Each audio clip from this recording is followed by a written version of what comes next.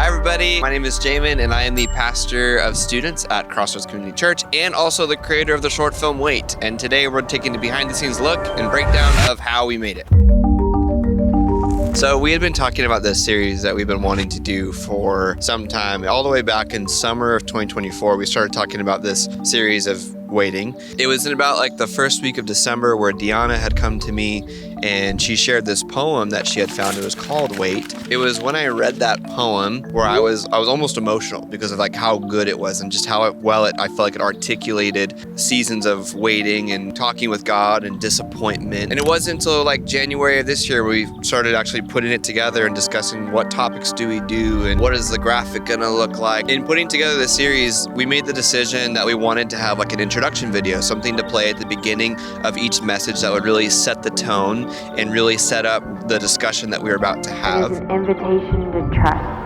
And in creating that introduction video, I was really trying to figure out a way to incorporate this poem that we found because I thought it was just so great. I wanted the students to be able to hear it as well. As we were putting it together, I saw this image on Pinterest, which completely made me want to change directions of what we're going to do completely. I texted Dylan because Dylan was like the first person I thought of when I wanted to try this new idea. And I told him the idea and Dylan was like, yeah, that sounds great. I'm totally down to help.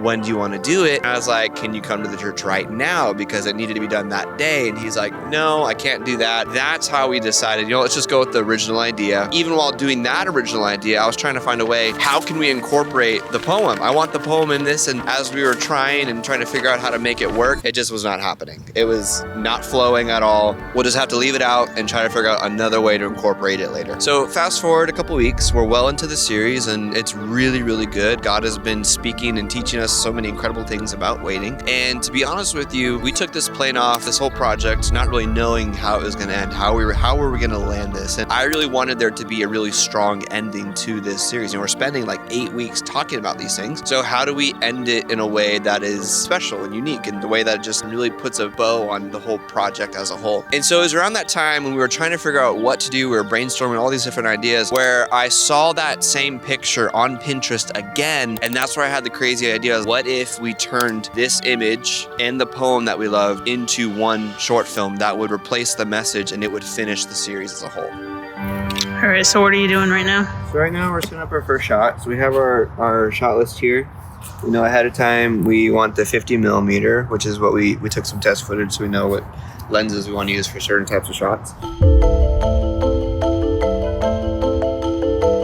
We started with the storyboard, and the storyboard was really helpful. We essentially took the vision of what I saw each shot looking like, and then just drew each shot how I roughly wanted it to be. And what was helpful is before doing this, even going a step further the day before, going around to the different locations of where I wanted to shoot and taking some test footage. That way, when I go into storyboarding, I had an idea of which locations we were going to be at, and then which lenses we probably wanted to use. If we were to kind of look at this storyboard and kind of put some of them side by side, you would see that they were pretty close, and I'm really happy with some of the shots that we got and the detail that we were able to capture. The other thing too that was cool with the storyboard is that we had the script in front of us, and then we found each stanza of the script and basically attributed that stanza to a specific shot. So we roughly, even this storyboard is really helpful even in post-production, and able to find like, okay, which shots are going to go with what part of the script that we're at. So yeah, I love that. That was super helpful as well.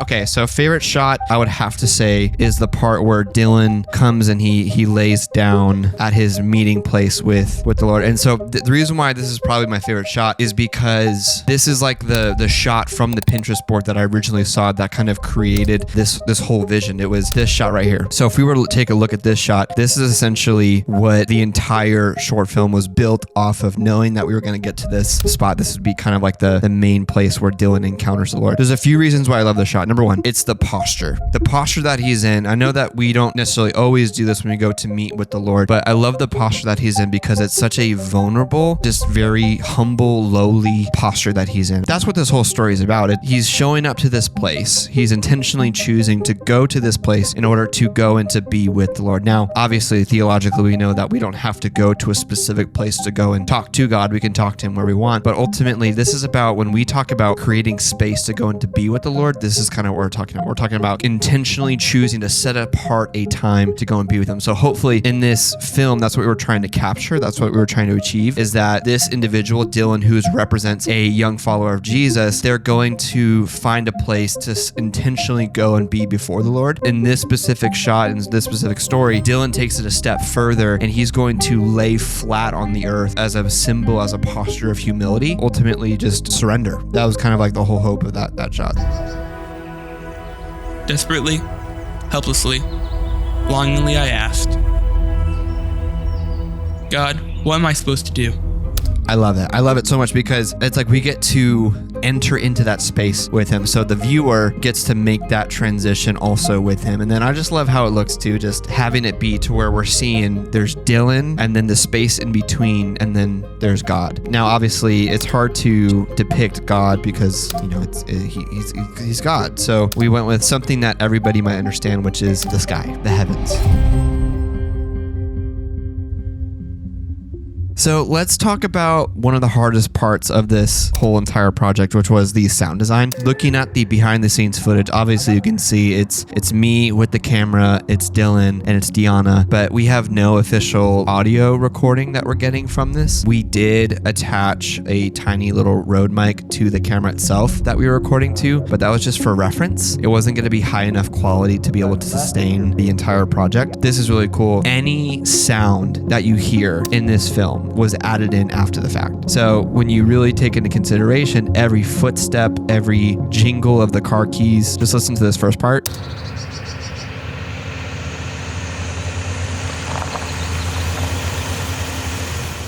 All of that had to be added in after the fact, but thankfully we had the reference audio to be able to kind of match it a little bit closer. Door shutting, the little keys jingle, and then the little beep of the car. All of those were my truck or were my vehicle. And I was going through the sound audio library trying to find the right thing and couldn't find the right sound. And I was spending too much time looking for a sound. I was like, you know what? Forget this. So I walked out to my truck with my phone. I just would turn on the car, turn it off, open the door, shut the door. Just a couple times, came back, airdropped it, and it ended up working out.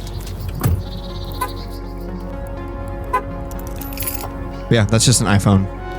Nothing special, nothing crazy. One of my favorite things too about the sound design of this project, and something I believe when I'm making something, it has to sound awesome with no music. If there was no music, would the sounds be captivating and engaging enough by itself? That's why a lot of time went into specifically. And also, yeah, going back to what I said earlier, look at this is each footstep right here. If we were to isolate this really quick.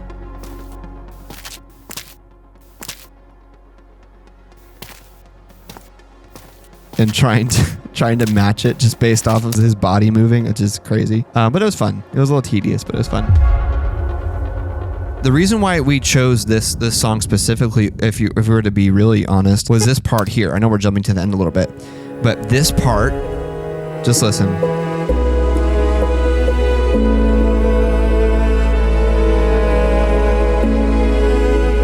Like right now, I'm getting chills.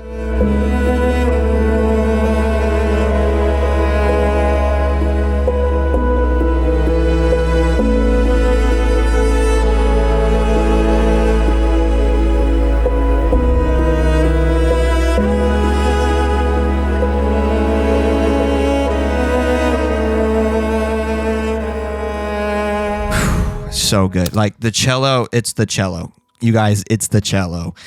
But that climax in that song was the whole reason why I chose it even to begin with. But what I love here, this is a really, really, really cool detail that I absolutely love. In the very beginning of the film, at the very, very beginning, we have this section of the song where we get the melody for the first time, right?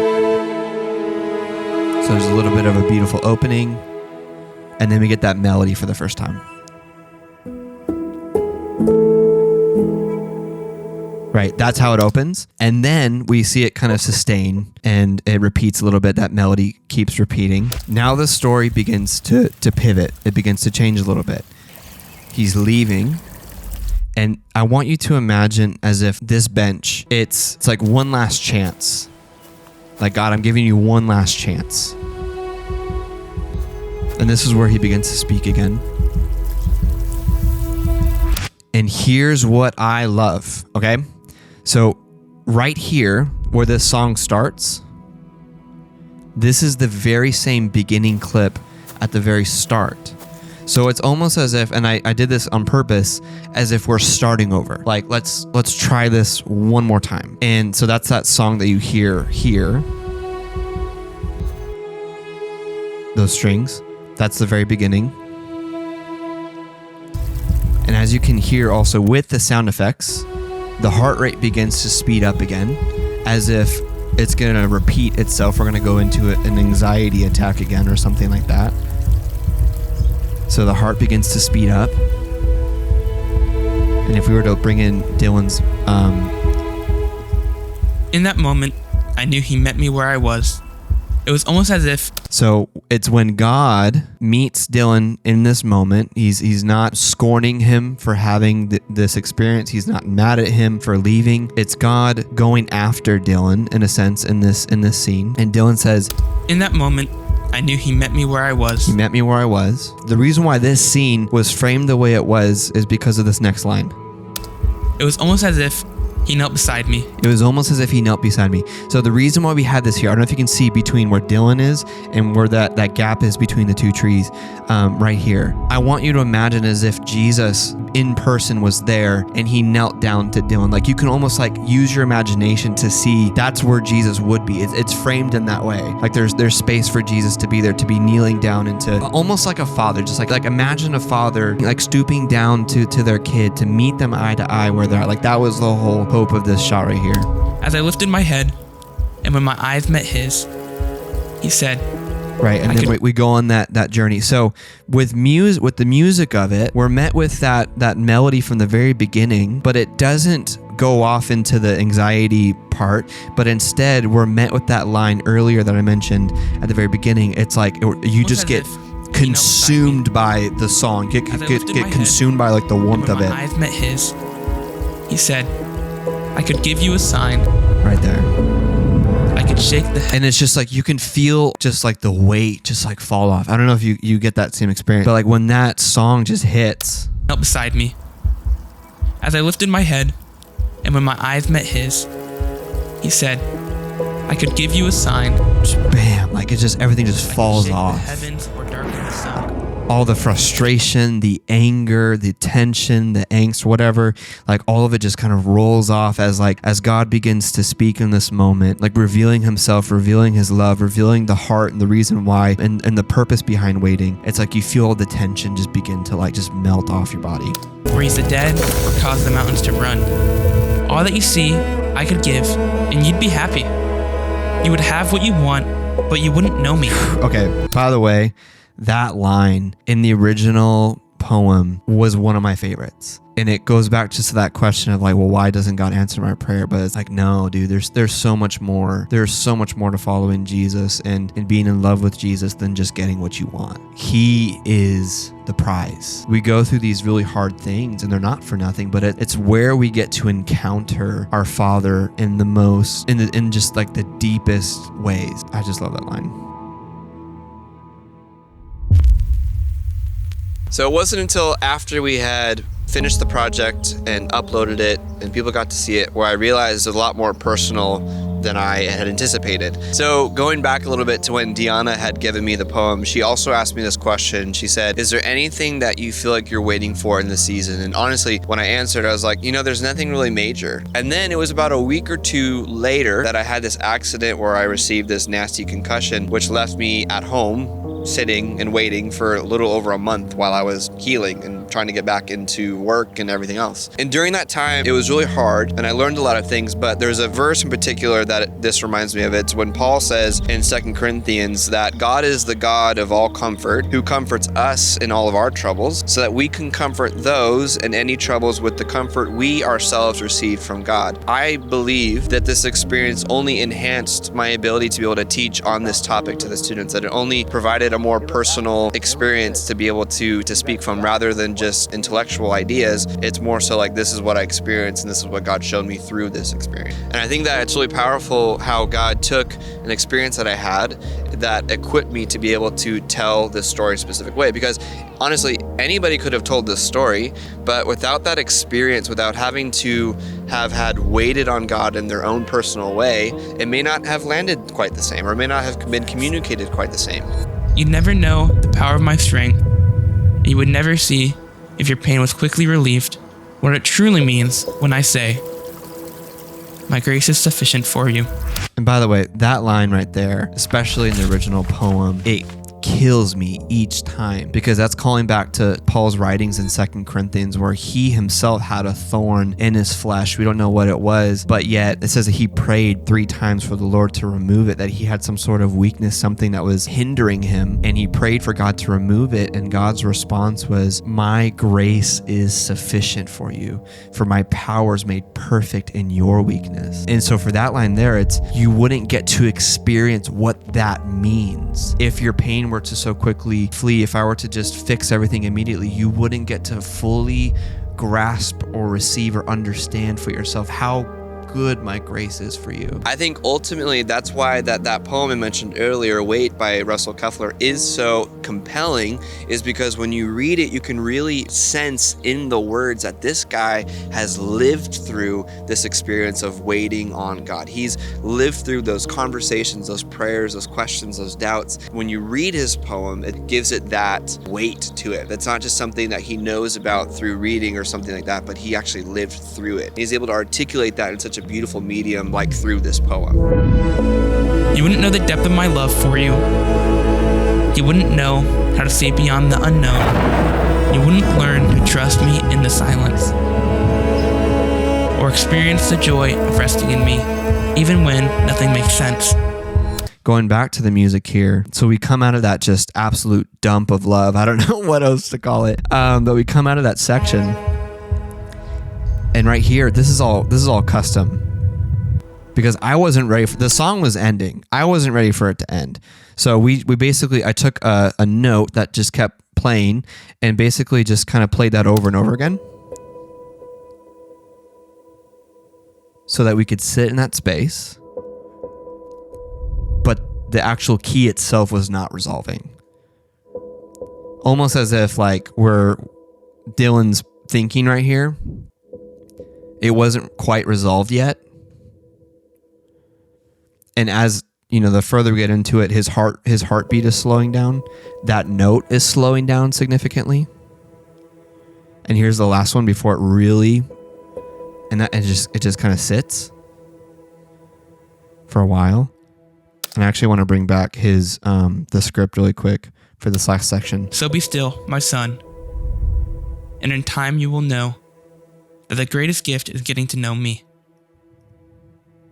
And even though my answers may seem terribly late, my most precious answer of all is still wait. So right there, we sit in that tension and we wait. We wait for the resolve of the key of the piano. Where we revert back to that original melody right here.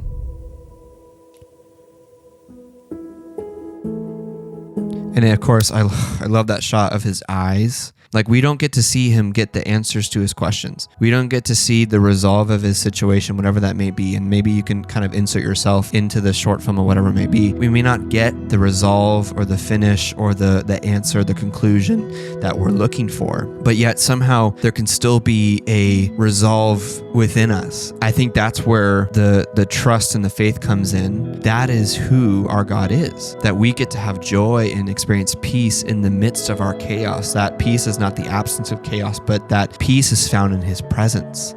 And so for this individual, Dylan has discovered the presence of God. He's been made aware in this moment of the presence of God. And though he's not looking at him in the flesh, he's not looking at Jesus in the person, but he has fixed his eyes, his spiritual eyes, his focus of his heart onto the presence of God instead. And the lesson that he's learned here is that last line where he says this: my most precious answer of all is still wait. And I think you can really wrestle with that response. And I think, again, this is from the writer of the poem, the original poem, Wait. You can wrestle with that answer. My most precious answer of all is still wait. Here's what I think. I think that is a very precious answer because, like we've said, it's not about getting what you want from God, but it is about you getting to be with God. It's that He is the prize. He is it. Your situation may not be completely resolved or figured out, but it's okay because you have God. You are with Him. He's with you, and He sits in it with you. And I think that's the whole thing. And if somebody were to be discontent with that, then I think that there's still a journey to be had there, because even when you have nothing, if you have Jesus, you have everything that you need. I think that that's something that we all have to learn and to discover in our own relationship with the Lord. For this individual in this story, that's the realization in his eyes. And hopefully what we tried to communicate, I think Dylan did a great job. And this was toward the end of our shoot. His Panda Express had just arrived. He was ready to eat some dinner, but I think he did a phenomenal job. Yeah, and then the short film finishes.